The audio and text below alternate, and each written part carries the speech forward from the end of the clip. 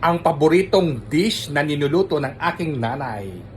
Ito, ang tropical chicken ay talaga, nako, kapag siya ang nagluto ng ganito, mas yummy yung kanyang ninuluto kaysa sa aking ninuluto. Kaya bigla ko itong na-miss. Kaya ito ang aking niluto at pananghalian ko for today. Pambatong recipe ng nanay ko ito, guys. Kaya, sana mas lalong maging yummy to kung gagamitan mo to ng salted butter. Luto ako ng chicken tropical. Wow! Yummy!